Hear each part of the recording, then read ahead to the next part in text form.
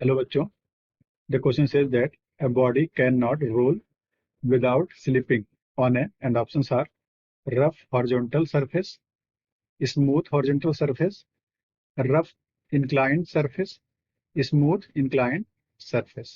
Okay, तो चलो लिखते हैं की कॉन्सेप्ट ये हो जाएगा concept of rolling without slipping. Okay, समझते हैं इस चीज को थोड़ा सा देखिएगा. एक मानते हैं किस तरह से स्मूथ हॉरिजॉन्टल सरफेस है. देखिए पहले तो बात करते हैं रफ है. अगर रोलिंग करना बॉडी को प्योर रोलिंग तो फ्रिक्शन मस्ट है. ठीक है, तो लिखते हैं for pure rolling friction force must. ठीक है, देखिएगा इसको रोलिंग करना है तो इसको टॉर्क चाहिए होगा. ठीक है, अगर फ्रिक्शन होगा या फिर सरफेस रफ होगा तो इस तरह से एक फोर्स ऑफ फ्रिक्शन एफ लगेगा. ठीक है, तो एक क्या करेगा, एक टॉर्क प्रोड्यूस करेगा. तो टाउ एफ बन जाएगा. टाउ एफ मतलब फ्रिक्शन का टॉर्क. ठीक है, तो ये बन जाएगा tau F equals I alpha.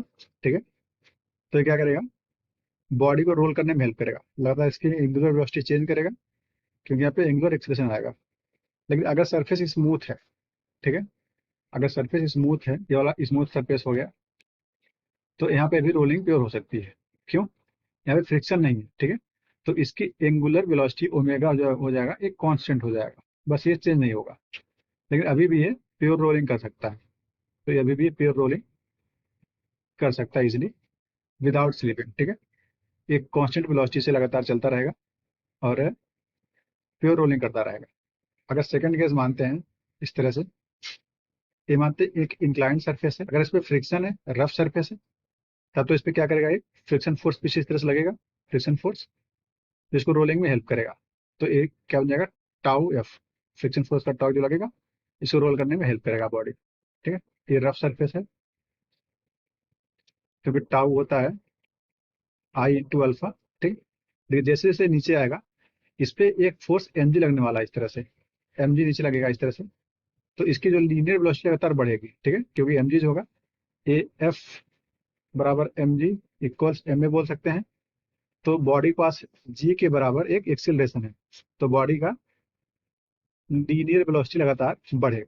ठीक है, लेकिन अगर फ्रिक्शन है तो टॉर्क भी आ जाएगा, तो इसकी एंगुलर वेलोसिटी ओमेगा भी लगातार बढ़ता रहेगा. अगर इसका सेकंड केस मान लें कि आपकी सरफेस स्मूथ है, अगर स्मूथ होगा तो एम जी तो काम करने वाला है. ठीक है, इस तरह से स्मूथ है ये सरफेस. ठीक है, एम जी अभी भी लगेगा इस पे, तो इसके पास एक f equals m g equals m a बोल सकते हैं. तो इसके पास एक जी का एक्सीलरेशन है जिसकी वजह से इसकी वेलोसिटी v बढ़ता रहेगा.